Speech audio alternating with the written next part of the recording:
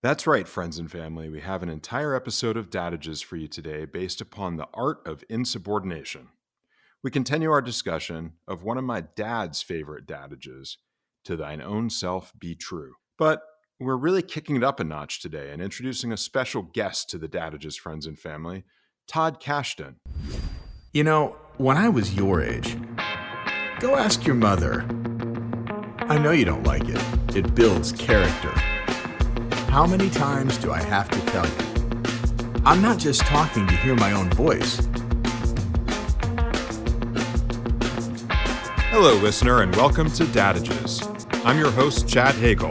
And if you are looking for some fatherly wisdom for your career, your family, or any other aspect of your life, then you've come to the right place. If you want to learn more about Dadages, find additional content, submit questions, or feedback to me, visit dadages.com. Thanks for being here. And before you listen to our podcast, please listen to your father. Todd wrote the book on insubordination. No, I mean literally, Todd wrote the book, The Art of Insubordination, How to Dissent and Defy Effectively. Some of you may think you have already perfected the art of insubordination, but I challenge you on that. I bet you still have a thing or two to learn from Todd. Or for you insubordinates out there, Dr. Cashton. Todd, welcome to Dadages. Hey, so good to be here. Yeah, so let's provide a bit more of your background to the Dadages friends and family. Is it true that you hold a master's in insubordination and a doctorate in dissent, or did my producers get that wrong? Yeah, it's a long history. I mean, you go back to grade school where I'd be in a chemistry class and I was a budding writer, and I would ask the teacher of like, hey, can I read this poem? And I used to include commercial advertisements in my poems. And then it was one of those things that I was a nerdy kid, but once you kind of had this platform to talk about other people, people would beg me in the lunchroom, like, hey, can you include my name in a cool commercial? Like, make me the bully or the protagonist. And so I've been doing this since preteen years. That's great. And obviously inspiring others and bringing them along for the ride. Yeah, I mean, there's a lot of people who have great talents and gifts that are overshadowed by aggressive, narcissistic characters the whole purpose of this mission is if you lack power and status, how can you be persuasive? Yeah. And so getting real and honest here, your day job, in addition to being a dissenter, is you're actually a shaper of young minds. You're a professor at George Mason University. And let me get a couple of these stats right. You've been published in over 225 articles.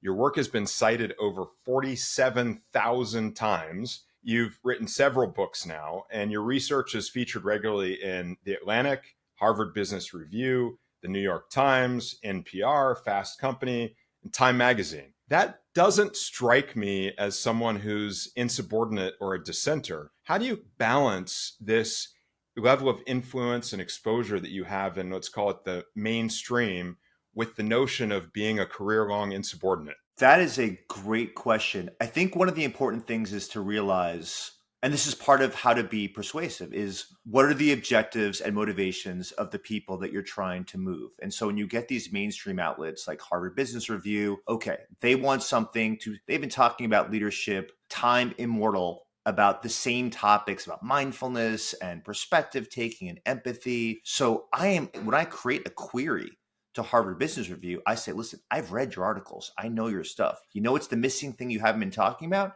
You haven't been talking about perspective getting before perspective taking. And I'm going to kind of walk you through and your readers of what to do this. And so you use the left of center approach in our work and our science and our thinking, but you tie it to the mainstream edifice that gets them the money and the attention and every metric that they care about. Yes, you anchor it in what is commonplace or relevant or comfortable for them, perhaps, and then you use that as a launching off point to go in a different direction that's innovative. Yeah, it's like a police interrogation. You know, if you watch these documentaries, the last one I watched, I think, was Lover, Stalker, Killer, a documentary on Netflix. Yeah. And one of the age-old strategies of police investigations is you lead the leading suspect to think that you have the same perspective as them. You think they're in the right. They're actually the victim. And people's egos are so fragile. They're so excited to get validation that they share information because they think that you are basically allies in this venture against somebody else. And so thinking about the whole world is a game except for close friends and families. Enjoy it, have fun, make an impact, and don't interfere with the well-being of other people. And that's a good platform for principled rebels. Yeah, yeah. And, speaking of platforms, you've delivered this message into some pretty impressive and established organizations as well. The list that I saw is Microsoft, Mercedes-Benz, Prudential, and then even to the World Bank and the US Department of Defense. Without sharing any classified information and getting all of us in trouble, can you just give us some insight into the types of topics that you talk about when you go to meet with these companies and how you deliver that message in a corporate setting? Yeah, I mean, I'll tell you one of the topics that people are really interested in right now, which is we care greatly about having diverse individuals on our team, and yet we're not getting some of these diverse individuals to speak and share their ideas. And how do we do this? And I think it's at least 50% of the equation that gets missed in this topic. Like, okay, you could bring in someone who's a first generation from Nigeria. You could bring in someone who has never graduated high school, but is brilliant and has created these amazing code books that are being used by massive packages by Adobe and Google. So when you bring them in, there's going to be intimidated. And so how do you create a social environment such that you're not tokenizing them, you are viewing them as someone that has unique information, and we're going to tend to that more than what our commonalities are. And what most mistakes people make are in leadership positions and groups in general, including sports teams, is that we are going to see where our camaraderie lies, where we have harmony, where there's positivity. And what I help them do is realize, as long as you create new norms where you're focusing on criticality because we care about good decision making, disagreement because we want to make sure we get all of the errors and mistakes in the room before we actually bring it to our stakeholders. And we want to focus on autonomy as opposed to trying to get people to agree with you. You can have amazing things occur. Yeah, that's really interesting. And I can see how that would resonate in a big corporate setting, bringing a diverse group of people into an organization versus bringing the diverse perspectives out of them once they're there.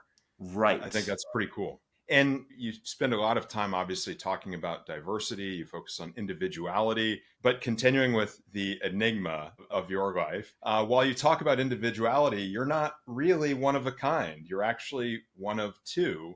You're a twin. And I don't want to just blow past that as an interesting anecdote, because you're actually the very first twin, to my knowledge, to appear on Dadages. And I actually want to explore that just a little bit. Sure. And understand how being a twin and having that experience growing up, especially through your developmental years, how that shapes and frames your perspective about these kinds of concepts and the topics that you spend so much time talking about. So just to make sure I put my flag in for no one's going to take my stature on Dadages, I'm also a twin with twins. So we go two generations. Yeah. So I'm getting this firsthand, secondhand. That's like a 4x4, isn't it?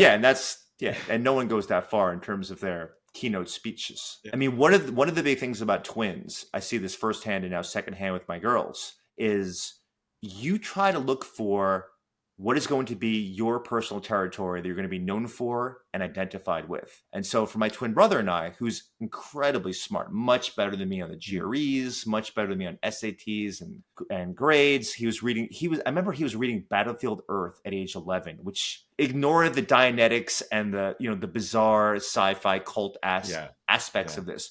It's like a 1,500 page book. Yeah. While I was out there playing. That's impressive. Yeah. Yeah. So he grabbed the mantle of I'm the intelligent one quickly.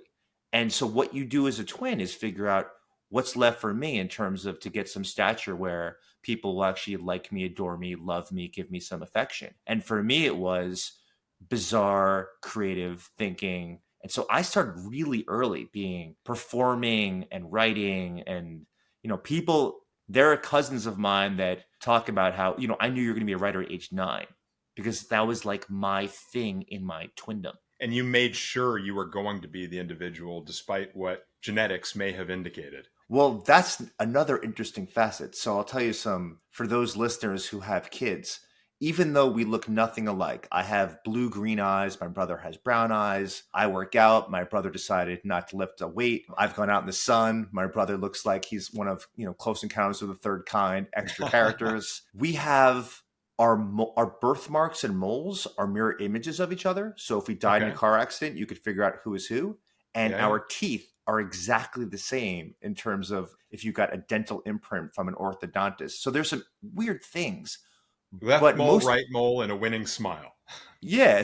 But most people, when they hear twin, their brains fog up and they do not see any differences. So a lot of times people think we're identical until they look at a picture later when they're not in twin mode. That's great. Got to look deeper. Speaking of looking deeper, on a very personal note, looking further at your family of origin, you shared that you and your brother grew up without a father in your life. You talked about the role that your mother played in your life in encouraging and embracing insubordination. And then she was taken from you very early in life. And you shared in your book that you were then raised by your grandmother. And you dedicated the book to those two women in particular and the impact that they had on your life. Can you share some more about that background and the special role that those two women played in your life and in developing some of these perspectives that have become so fundamental to you? I'm glad you're bringing this up because we are at a cultural point right now where people are obsessing over children's need for a two-parent family. And I would argue that, like most things, there are heterogeneous outcomes that come from particular family households. So if you have a single parent that is fully invested and providing all that nurturance and that secure base that you can come to when you're distressed. So we grew up in a neighborhood that was 95% Black, which means we were the minorities. We were the ones that had to code switch, my twin brother and I. And when you grow up in a rough, lower income neighborhood that we were in, your mom or primary caregiver is a very important character. We got bullied quite a bit. And my mom always tried to help us figure out, okay, how could you physically defend yourselves? How could you psychologically use jujitsu and actually get out of very difficult situations? And then who are your allies in our neighborhood that you can come to if I'm not home or I'm not there? So she helped us be very situationally aware, knowing she was working two jobs. There, like you said, we didn't have a father figure growing up. And for us to basically take advantage of what social resources do we have at our disposal. And I think people that are well off, whether that's a really well-to-do family, financially, socially integrated. You got a lot of family that's available there. You may not develop these skills that people like myself have who had to grow up in partial families where this disadvantage becomes an advantage in terms of, we understand what's available to us, what's not, what do we have to work towards, and how much sweat equity we're willing to commit because we know we need to. Fascinating. And so you don't look at not having a father or a male father figure role model in your life as being something that you missed. It was an opportunity for you to fill that gap and grow into that absence and take on those traits yourself as you developed. Am I getting that about right? I would say both these things are true. Yeah. If I had my time machine to go back, I would love to have had a male role model in my life who was there to help me, learn sports in a more efficient manner of actually playing with me outside, learning how to catch a ball, how to wrestle somebody, what a lacrosse stick, how you actually move it, all of those things, even like changing a tire on my car when I was 16. Of course. I remember turning to my friend Martin and saying, listen, this is an awkward question. It's hard for a 16-year-old, much less a 35-year-old to say, I have no idea how to go into the hood of a car and what's in there. And then he took me to, a local park at nighttime, and we spent like 3-4 hours, and he taught me everything he knows about cars. And it is the most inefficient trial and error approach to grow as a person, but I wouldn't want to reverse what led me to here now. But I think for people listening to this is to realize is that you have an opportunity to be that character, stand-in character for someone that doesn't have, the father might not be there, but the father might be there and be absent, which is even worse than not having a father. And you're a fellow intellectual, so this isn't over-intellectualizing when I say it to you. what we really try to focus on at Dadages, it kind of makes us unique from what I think you'd find in other platforms, generally speaking, is we really focus on the generational transference of knowledge and wisdom, understanding how it is our backgrounds and the influences in our lives shape who we are and what we do today, and then how we pass that on. And so you kind of see that structure to everything we do. I'm fascinated by what you do, but I'm even more fascinated in how you got there. That's great. That's what people want, need, should get.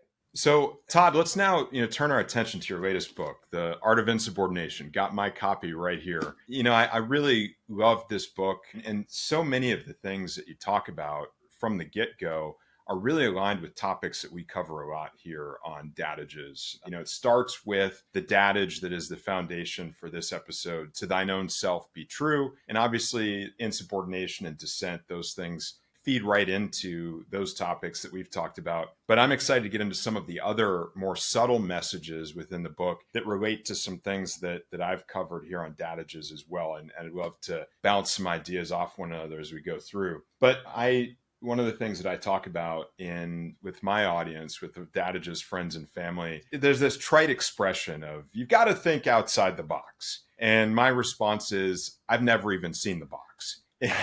And, what I really loved about your book is you go way beyond that.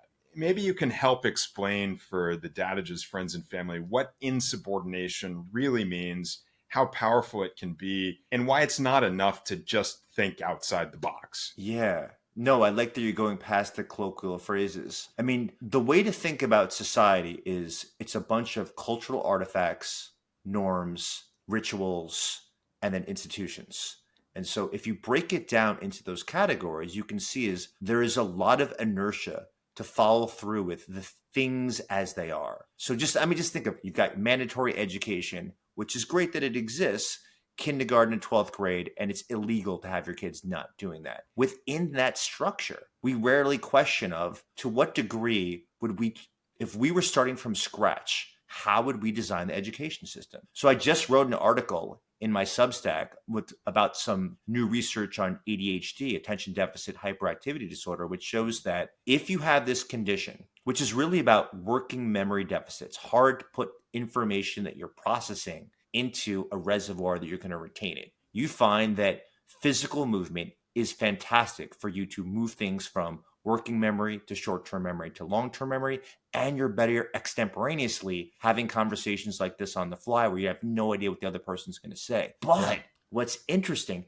if you use the same strategies of having those physio balls in the classroom, maybe having conversations while you're walking around the playground, maybe asking questions. If I get a free throw in, I get to ask the teacher a question. If she gets it in, then she gets to ask me a question. All that works for kids with this condition, but not people who don't have these conditions. It actually interferes with their learning. What I love about that finding is we have to stop thinking about one-size-fits-all approaches.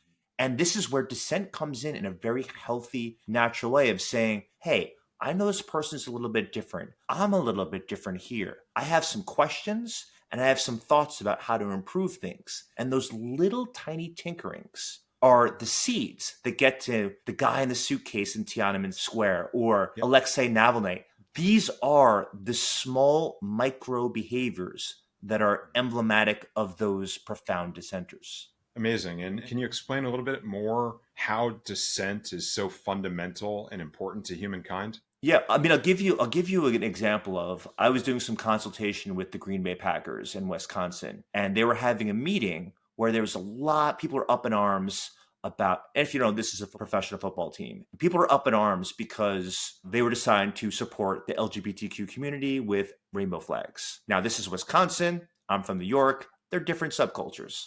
So there was an ex-Hall of Fame player of the Green Bay Packers, won't name him, who was saying, I was one of them, and then I went to church, and now I'm not. Now I'm straight. And I think that it is an anathema, like it is the wrong thing for this organization to support what God doesn't support. Now, it doesn't matter where you stand on this issue. I realize this is a third rail here that I'm bringing up here. Absolutely, absolutely. But that's what we're all about here. We're not about Yeah. political correctness. We're about talking about real life and real issues. So you could imagine if you're there, people are shocked, and this is this is not Mr. Congeniality. You said the thing that people are thinking that you're not supposed to say in a large room. Here's what I would say based on the science and what happened in that meeting. Let's say you find his comment to be homophobic, wrong, problematic. Mm-hmm. Does not matter. What it led to was a conversation of, as a professional athletic team, what do we make as our decision rule for which causes we support and which ones we don't? And that conversation never really took place. And this dissenting voice, agree or disagree with him, led to this conversation. What do we do about domestic violence? What do we do about poverty? What do we do about the minimum wages in our community happening? What do we do about gentrification of the sprawling prices of rentals in our neighborhood? They can't support everything because then they support nothing that happens there. And there was no process for them to think, why this issue and not those other issues? And that is the liberating effect of a dissenter.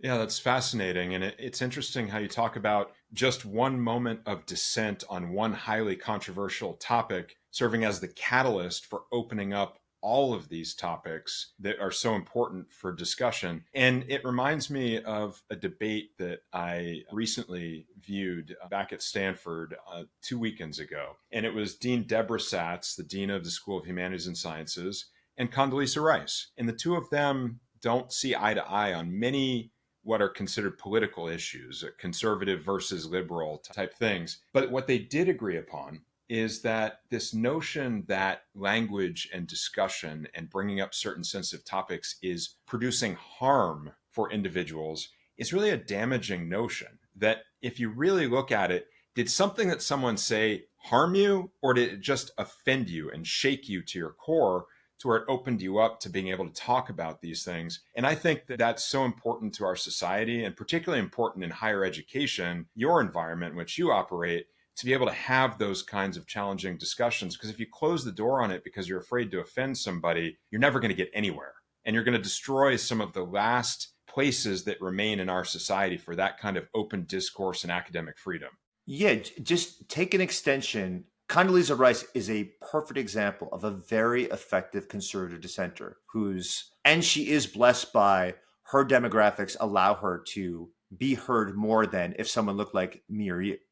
In this regard, you have to ask questions such as, if you meet people who are into QAnon and Pizzagate and conspiracy theorists, where do you want them to get retrained? Like, where do you want them to get educated? And what happens if you decide you're going to close all of the doors to all the channels of the universities and the educational systems? And so they go underground. And so for me, whatever the election is, for whatever presidential office, I make a statement for the university, sometimes getting into arguments with the president of George Mason University, saying, whoever we think is an extremist, I want them in my classroom. I want them in the classrooms because I want them to hear why their views are considered wrong or off guard to some people. Those people might be right or wrong in their thinking, and have a facilitator, a teacher, professor that says, hey, so we've heard two different views right here. Let's look for cognitive biases that might exist on both of these sides. Let's name them. Let's discuss them. And so now you go from the initial content itself, just like that Hall of Fame player bringing up of we shouldn't be supporting, gay rights. And now we've actually moved into really meaningful desire to hear what it is about the human brain, what it is about the need to be social and feel like you're part of a group, that you're willing to disagree with truth and reality, put it aside because you care too much about being a secure position within a group. It's a good segue to what I wanted to talk about next, because you're talking about meaning, and you're talking about not just the notion of insubordination, but the motivation behind that insubordination. And you introduce a concept in the book, principled insubordination. I'm married to a woman who is half Lebanese and half Filipina, so I know all about dissent and argument for the sake of argument and nothing more. What is it that makes principled dissent so much more important and more valuable than just simply being difficult? Yeah, I'm glad you raised this, because it's easy to think of, and I purposely chose the term insubordination because in the military, you get punished and vilified for you went out of command, out of order to speak about something. And what I would argue, which is, and Chad, you've been saying this all along, is this is a problematic approach to take that military language and integrate that into society such that a kid can't speak out of turn because they're obey your elders, honor thy mother and thy father here. And I would say you are probably having a problematic job of raising an independent, critical mind, critical thinking adult if you abide too rigidly to the belief that you don't disagree with your parents. Now, are those kids going to get the majority of the things wrong in terms of what they say? Absolutely. Are they going to phrase it in the wrong manner? No question about it. But our job is to shape them, not to make them passive vehicles that are going to be mistreated and abused and ignored by people in society. And so principled insubordination, one of the key elements in there is trying to make a contribution with your ideas, your thoughts, or your decision making. And that piece there is that I'm not doing this to get attention. I'm not doing this to look intelligent. There's no self-presentation bias. It's just that it's bothering me that wrongful, harmful, misguided ideas and decisions are taking precedence. That's really a fundamental piece that goes from unprincipled to principled. And that's where we will pause for today, Dadages friends and family. Don't miss the second half of this interview with Todd Kashdan, where we will geek out about his book and talk about several key principles in The Art of Insubordination that are directly tied to some of our past Dadages. Until then, remember, Dad may not always know what he's talking about, but he sure can sound like he does.